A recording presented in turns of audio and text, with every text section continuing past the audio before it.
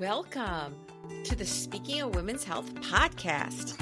I'm your host, Dr. Holly Thacker, and I am back in the Sunflower House for the month of July to start off with a new episode that includes celebrating Independence Day, July 4th. We just finished with Father's Day, and if you didn't hear my podcast on hair thinning and new treatment options for alopecia and androgenic hair thinning, and that hair thinning is not just for dear old dad. At the time that I recorded the podcast, I didn't have my hair extensions. And since I am not a hair person, I've never been able to grow my hair past about here, my shoulder length.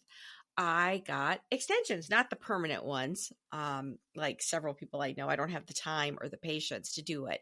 But really ones that you can just slip on. I first got them because my granddaughter, as you probably have heard me talk about, Artemis, just is so entranced with hair, and she really wants to grow her hair long. The first podcast I ever did last year in season 1 was on iron, because you need good iron levels to grow hair. And so in the spring and early summer, I've taken her to some shows and some princess theaters where we've gotten dressed up and worn our tiaras. I think maybe you've seen some of our pictures on Speaking of Women's Health, even from last year. So as we've moved on from Mother's Day and Father's Day, and now it is the 4th of July, Independence Day. Happy birthday, the good US of A, red, white, and blue. We're also celebrating Social Wellness Month. Maybe you haven't heard about that. But I think celebrations of birthdays or momentous historic times, special events in families, this kind of all goes hand in hand, because a lot of these events we celebrate with friends and family, and sometimes even coworkers. And on our Speaking of Women's Health website, we have some great content. And Dr. Irina Todorov wrote a guest column for us on speakingofwomenshealth.com that was titled, "Feeling Socially Connected is More Important Than You Think." And certainly we know that we humans are very social, and even having pets can be helpful for your blood pressure and your health. Touching preemie newborn babies and giving them baby massage actually helps them grow. So it's really not surprising that a study that was published 14 years ago concluded that there's a 50% increased likelihood of survival for people that have strong social relationships. And the lack of human connection can actually be very harmful to your health, just like being overweight or obese medically, or cigarette smoking, or excessive alcohol consumption, and lack of physical activity, the things that we're always harping on, that we need to be strong and be healthy and be in charge. So what does it mean to be socially connected? Well, you want to feel close to others and share bonds. It involves feeling cared for or feeling loved or valued. I can tell you that when I am with my granddaughters and doing something maybe as simple as just helping them wash their hands after going potty, to have this little one look up at me and say, "Mimi, you're just the best. I love you so much." It just has this whole outpouring of all these good neurotransmitters. And I think when you can connect with someone, even a stranger, and have a social interaction or a discussion, and you can share a moment or feel like your true self, having meaningful relationships is so valuable and so beneficial. rather than just having very superficial acquaintances. Now, in general, I think women tend to nurture more. Friendships tend to be at the center of their families, planning social events. Men, many times, have a smaller circle of support, although that's not always true. But I think that it's important to avoid loneliness. And now that we're 4+ years finally of coming out of the, pandemic and the lockdowns, that was a terrible time. It was a terrible time for people's health, a terrible time to not gather, to be together, to mark occasions, whether they're joyous, like weddings or graduations or proms, or celebrations of life and funerals, times when families and friends need to be together. And regardless of where you live, if it's in a big city or a rural area, suburban area, whether you work at home or work outside of the home, whether you're married or single or separated, whether you work for yourself or a big company or a medium-sized company, really any of these situations, it's very important to get a deep connection. And I think having curiosity and the attitude of service is very important. Intention and action are key components of building meaningful relationships. And here are tips that Dr. Irina Todorov gave us about deepening or strengthening relationships. Listen attentively without interruptions. I have to remind myself of this. I have so much I want to share all the time, and I have such a limited amount of time sometimes with patients, with coworkers, with friends, with family.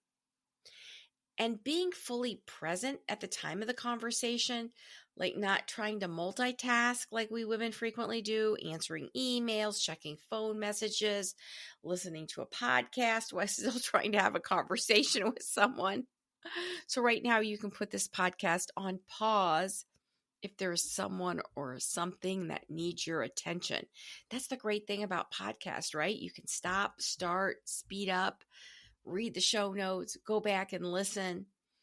And I think that's part of the reason why some podcasts are very popular, because it feels like you're right there connected with that person who's talking with you. But those in-person connections really have to be nurtured. And some of the best relationships grow out of shared relationships.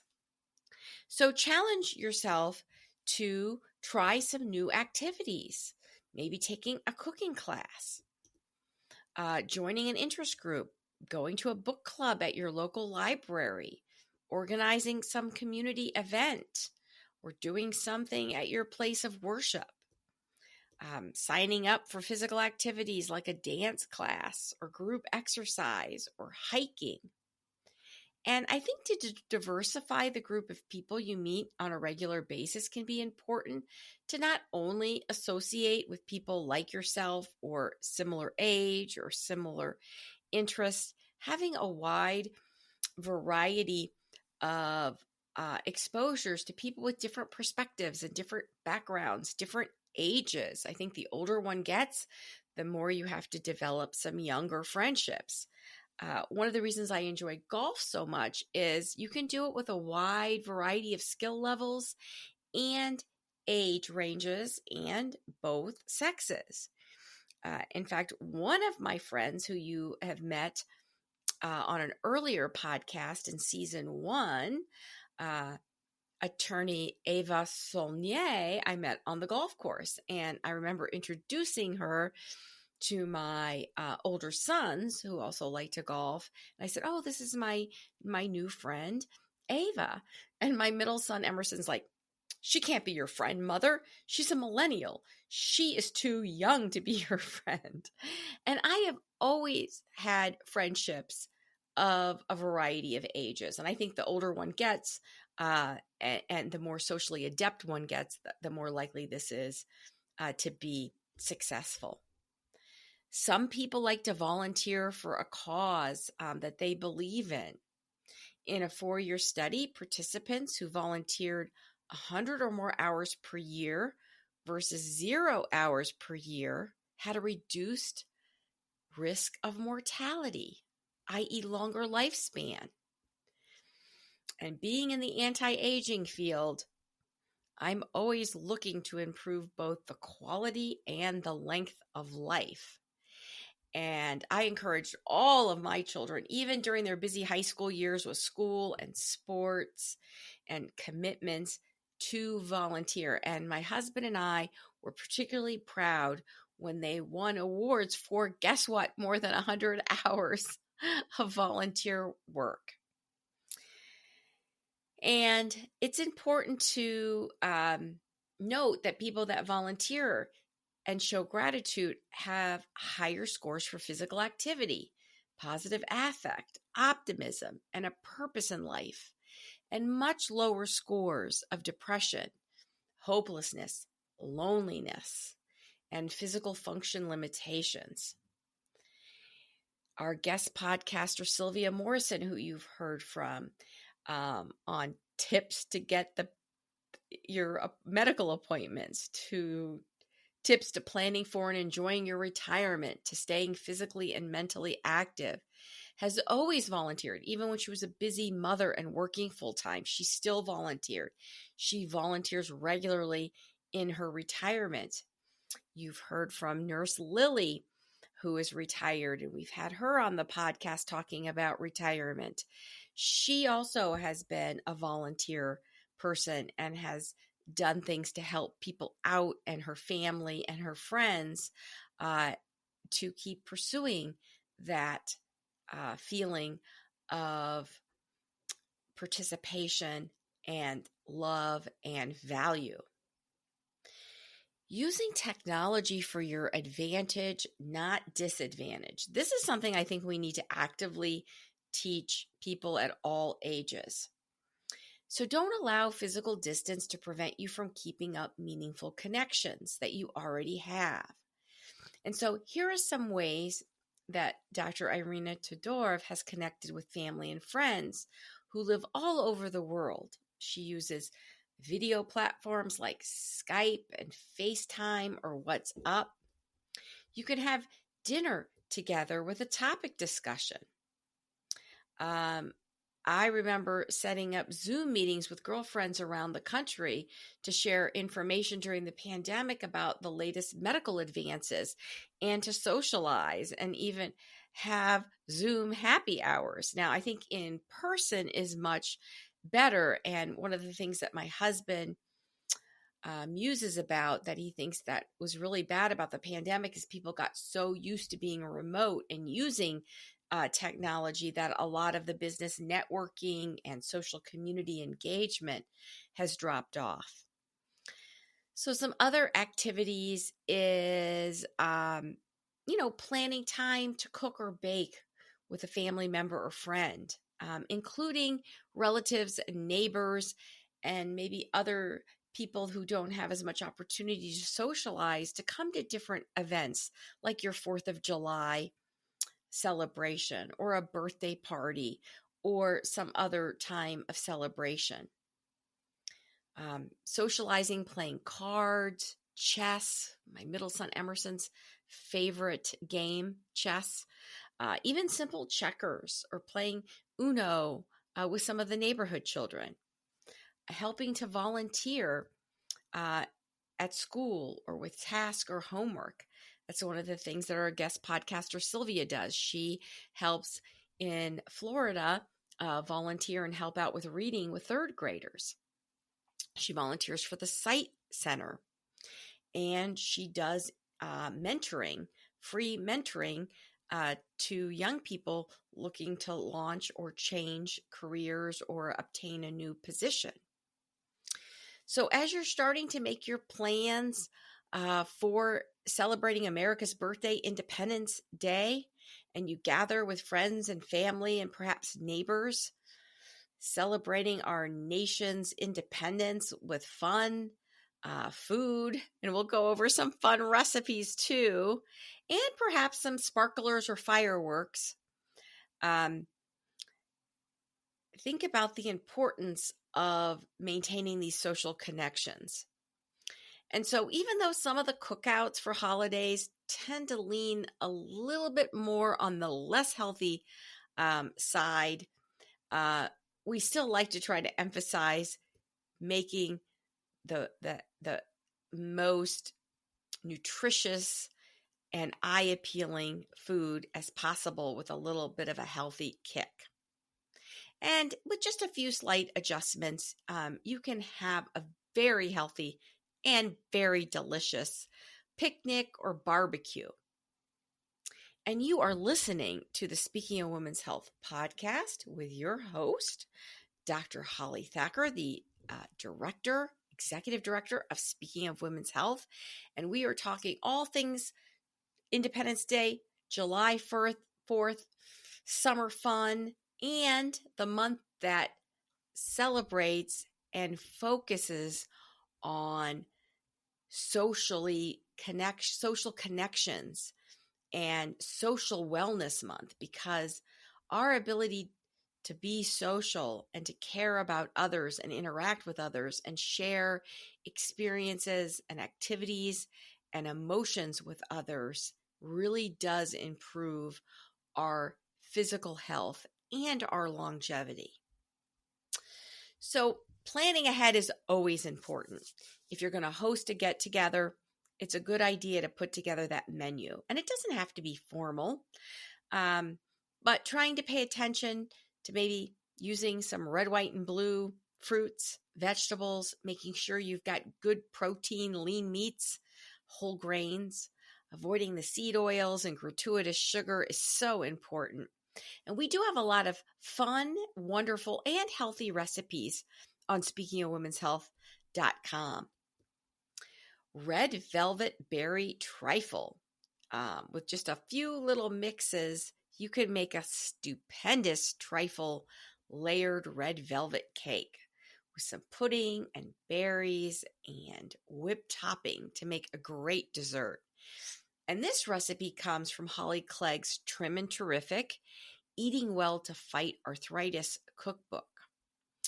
And it starts out with some red velvet cake mix and 2 eggs. The kind of eggs I like to get are the eggs with omega-3, because omega-3s are anti-inflammatory. It includes a 1/2 cup of olive oil and 1 1/3 cup of water with some reduced fat cream cheese, about 3 ounces, 3 ounces of skim milk. I tend to buy the Fairlife brand because it has a long shelf life and no lactose, because I have lactose intolerant people in my family. And 2 boxes, which are 4 servings each, of instant white chocolate pudding and pie filling. A 1/4 cup of orange juice, some sliced strawberries, raspberries, and blueberries, and an 8-ounce container of non-fat frozen whipped topping thawed. And so you preheat the oven to 350 degrees. You coat 2 9-inch round cake pans with that nonstick olive oil cooking spray. And in the mixing bowl, you put the cake mix, the oil, the eggs, the water, and blend. And then you pour the batter into prepared pans, and you bake for 20 minutes at 350 degrees, just until that little toothpick comes out clean. Meanwhile, in a bowl, you can mix the cream cheese and milk, and then use the remaining milk and both boxes of pudding. And then in a trifle bowl or a large glass bowl, layer the cake, 2 tablespoons of orange juice, 1/2 the pudding and berries and whipped topping, and then repeat the layers, ending with the whipped topping. And the nutritional components per serving is 182 calories, 28% fat, 6 grams of fat with 2 grams saturated, cholesterol 18 milligrams, sodium 275 milligrams, a gram of dietary fiber, 30 grams of carbohydrates, of which 19 grams are sugar, and it's 3 grams of protein. And the diabetic exchange is 1 fat and 2 carbohydrates. We'll be back after a quick break. Are you anxious about aging in the home? I know I am. For myself and for family members who need or will need care in the home. I've put together an informal podcast where I ask the owner of a home care company, her nursing leaders, and a variety of guests about how caregiving works in the home so that people can stay in their homes longer. We talk about everything from innovative thinking to basic tips in a conversational style that is optimistic. The podcast is called Keep Me Home Longer. Click on the link in the show notes or search for the podcast name, Keep Me Home Longer.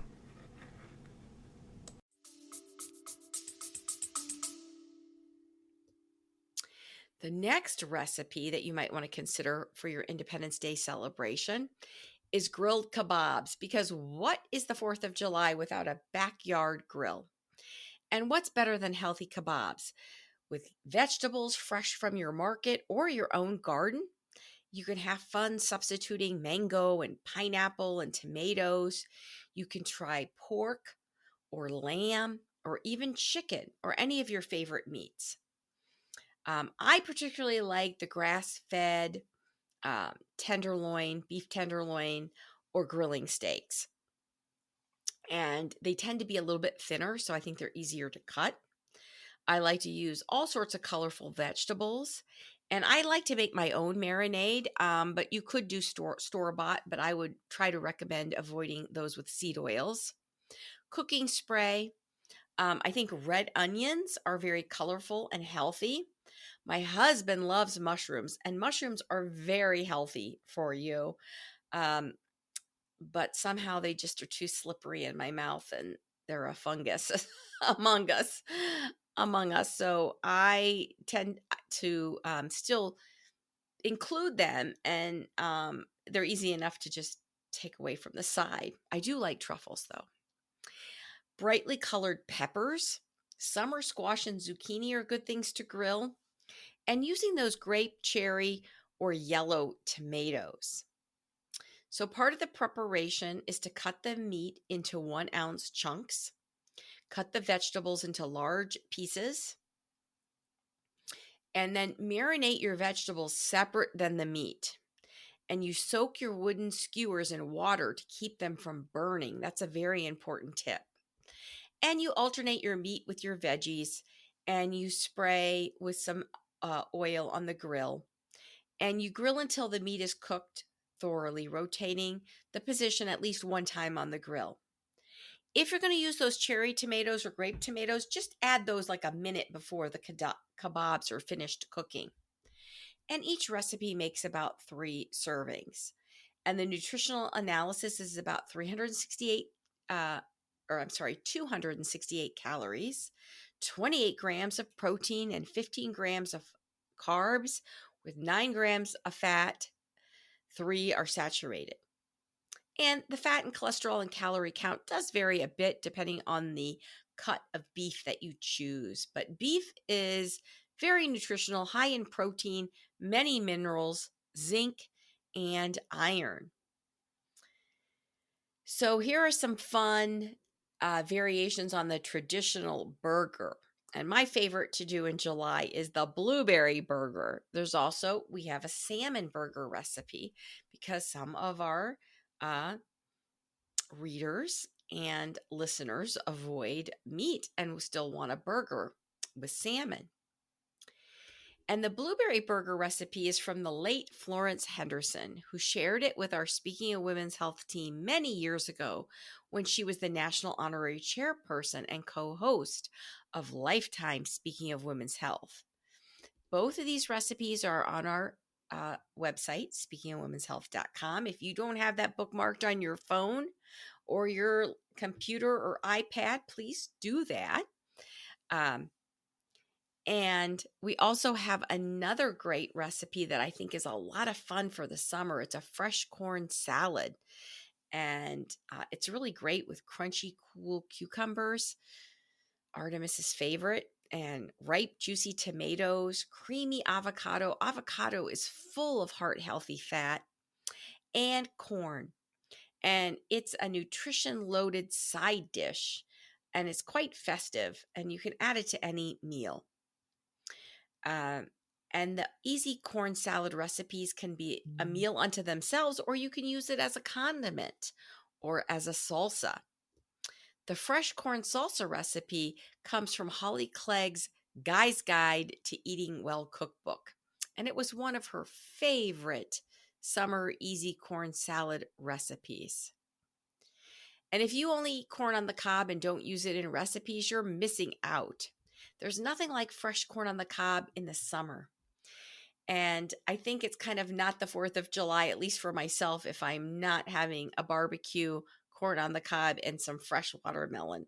And maybe starting off the day or having as a dessert strawberries and blueberries and a little whipped cream to make a red, white, and blue dessert or side. So there's not too much to taking grilled corn on the cob and just simply taking a sharp knife and cutting off the corn using a sharp or a serrated knife lengthwise. And there are also other, specific gadgets that can be used. So the crunchy, fruity coleslaw is another fun summer recipe. So you pick up a bag of shredded cabbage if you want to have more effortless preparation, or you can shred the cabbage yourself like sometimes I do. It's a vibrant colored salad with a mixture of sweet and savory ingredients in a sweet balsamic vinaigrette. It's another recipe from the late, great Holly Clegg, and these recipes and links to her recipe books are on speakingofwomenshealth.com. I mentioned watermelon side dishes. Who does not love fresh, juicy watermelons in the summer? It's kind of quintessential summer, isn't it? Although Artemis tells me that orange creamsicles are quintessential summer. She started saying that when she was 2. So Holly Clegg has shared some fun watermelon recipes that we have on our website. One is watermelon tomato salad. There's also a watermelon feta cheese salsa and a watermelon cantaloupe salad. I sometimes like to mix corn and watermelon and pickled jalapenos and black beans to make a fun summer salsa. I also love putting fresh basil with watermelon and feta cheese. And I'm trying to experiment with using a big watermelon and cutting it out in a design like a basket, or you can do it bunny rabbit ears at Easter time, to use the watermelon rind itself as your serving bowl. But I think sometimes in the summer, you don't need to do something too fancy. You just need cool, refreshing, fun outdoor picnic foods. So some other health tips. In addition to eating healthy on this important, very important, it's one of my favorite, if not my favorite holidays, Independence Day. I am just so proud and patriotic to be an American. It's important to not forget some other health tips besides just eating well, and also socializing, because this is Social Wellness Month. Really make a concerted effort to reach out to loved ones, to some older people that might be shut in, and just plan to expand your horizon. Now, I know sometimes it can be too much if your social circle is so large that it's hard to keep up with everyone. But it is important to have meaningful social connections. So the other summer health tips, stay hydrated, especially when it's hot out. It's very important to have plenty of cold water throughout the day.